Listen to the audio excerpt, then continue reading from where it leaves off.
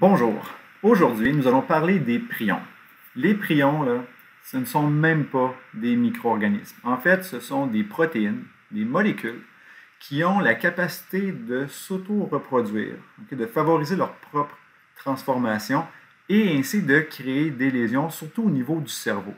Donc, quand on parle de prions, on ne parle même pas de micro-organismes vivants. Déjà, quand on a vu le chapitre sur les virus, euh, ils sont eux-mêmes à la limite du vivant parce qu'ils ne sont pas autonomes, mais les prions, c'est clair, ce ne sont pas des micro-organismes vivants. Ce sont des protéines, donc des molécules qui ont la capacité de créer des lésions dans votre corps et ils peuvent être transmis. Okay? Donc, on va regarder ce qu'ils sont et quelques exemples de maladies qu'ils peuvent causer et quel est le lien avec l'alimentation. Donc, les prions comme tels, okay, on les appelle des protéines infectieuses.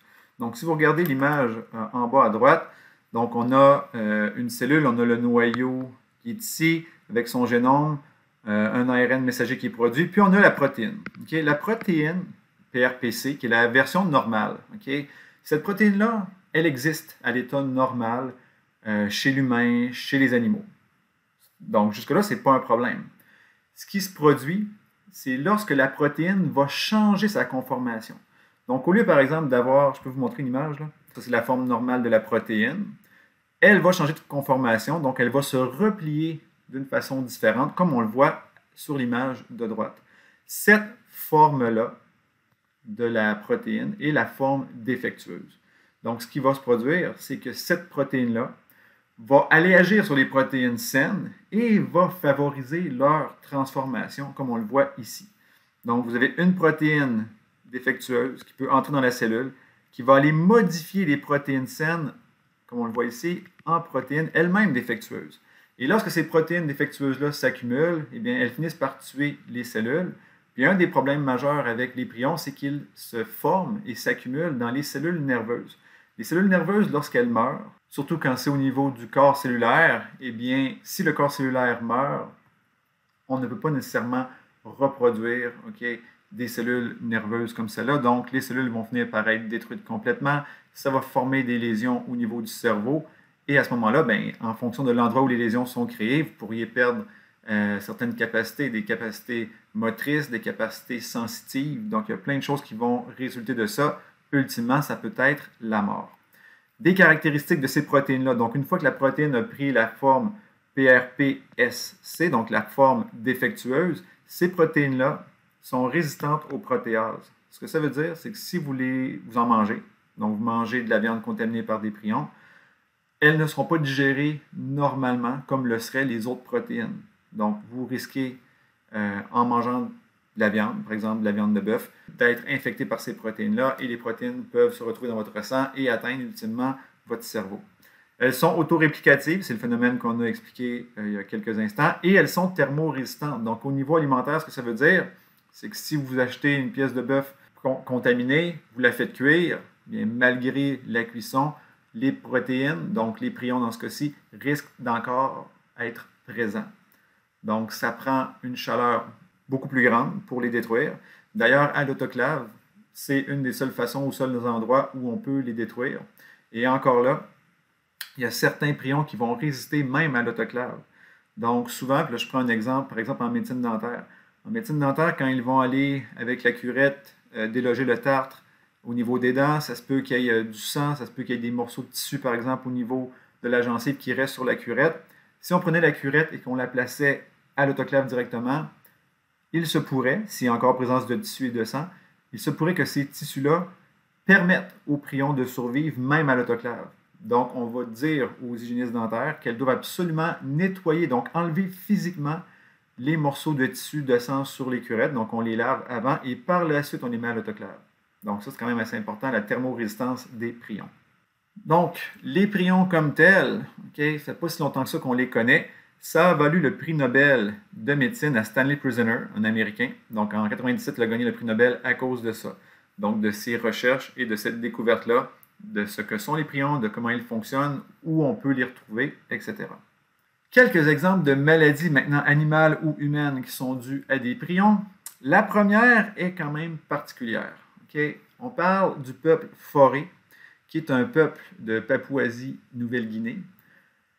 Disons que ce peuple-là a une coutume, un peu inhabituelle, c'est qu'il pratique une certaine forme de cannibalisme, mais pas un cannibalisme, on va dire sauvage, là, où on attaque des gens et on les mange.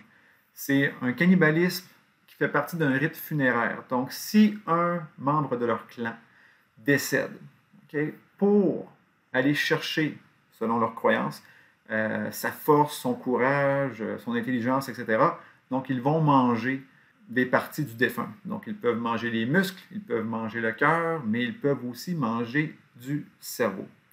Donc, si la personne est décédée des suites de problèmes liés à des prions, eh bien, si les personnes en consomment, eh bien, il pourrait y avoir des problèmes. Puis en fait, la personne pourrait décéder d'une autre cause, mais si elle est porteuse de prions en consommant des muscles, du cerveau, etc., donc on peut se contaminer.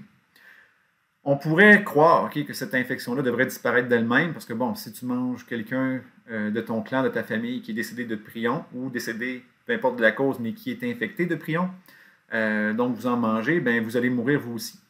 Mais la réalité, c'est que la période d'incubation, donc entre le moment où vous mangez le cerveau, par exemple, infesté de prion d'un de vos proches, ça peut prendre 5, 10, 20, 50 ans avant que la maladie s'exprime. Donc, vous avez le temps de vous reproduire, vous avez le temps d'avoir des enfants, peut-être même d'être grands-parents, avant que vous n'ayez les symptômes de la maladie. Donc, ça prend du temps.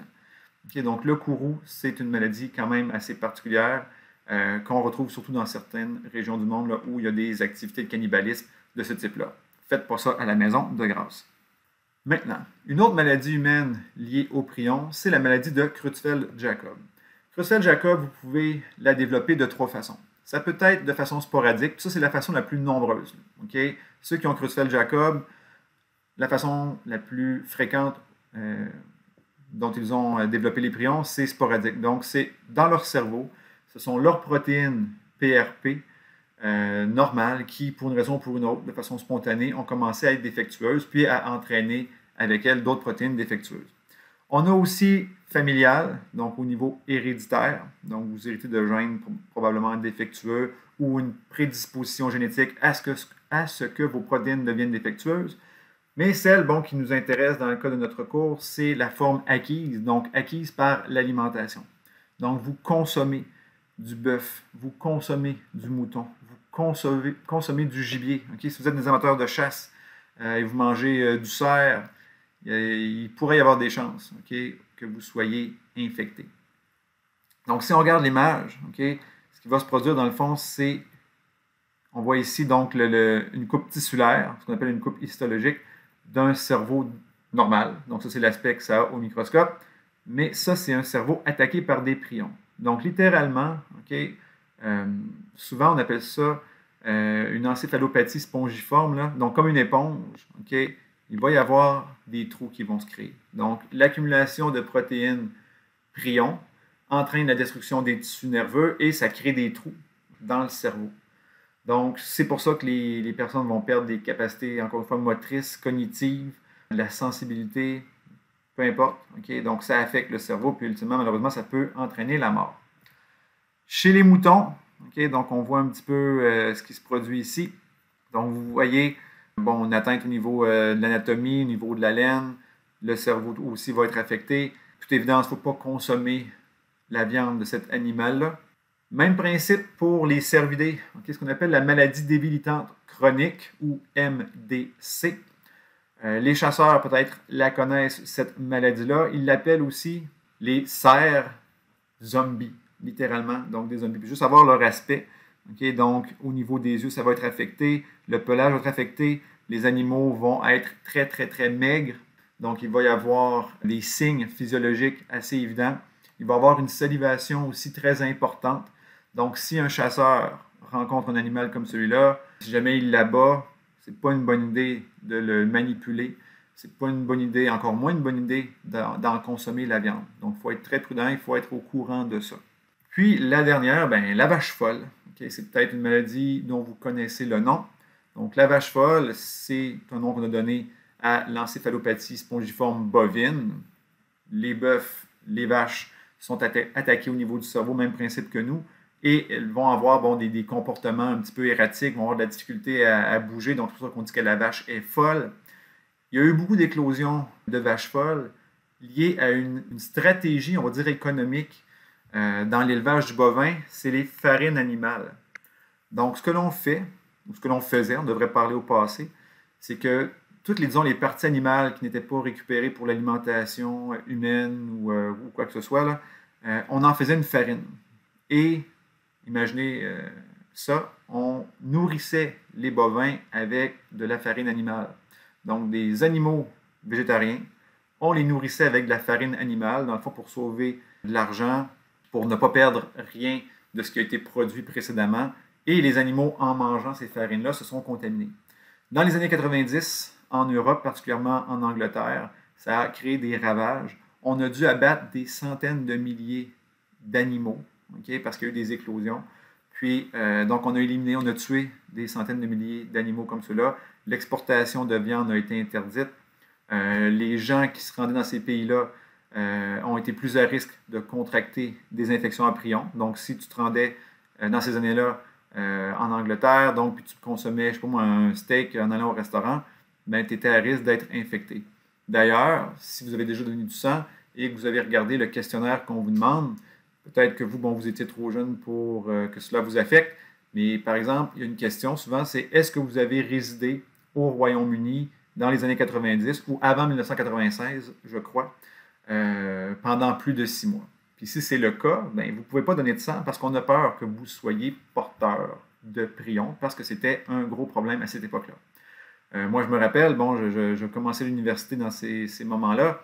Puis, pour démontrer que la crise de la vache folle était terminée, je ne me rappelle pas du nom du premier ministre de l'époque, mais le premier ministre anglais avait mangé devant les caméras un steak pour dire, regardez, moi j'en mange, c'est maintenant sécuritaire, vous pouvez recommencer à manger du bœuf anglais qui a été produit ici et non pas du bœuf d'exportation qui vient du Canada ou des États-Unis ou d'ailleurs.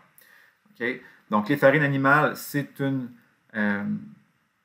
façon de faire okay, qui est interdite au Canada, ou du moins qui officiellement l'est. Il y a peut-être des gens qui le font quand même, mais ce n'est pas supposé, parce qu'on a quand même eu, nous, des cas de prions dans l'Ouest canadien à quelques reprises, mais ça a été, somme toute, contrôlé. Mais bon, ce sont des infections qui existent. Pour la version alimentaire, c'est quand même la forme la plus rare de la maladie. Okay? Donc, ce n'est pas les cas les plus fréquents, mais quand on a eu plusieurs cas au Royaume-Uni avec le problème de la viande contaminée, ça a frappé fort. Mais, somme toute, de nos jours, c'est quand même une forme assez rare d'infection due au prion.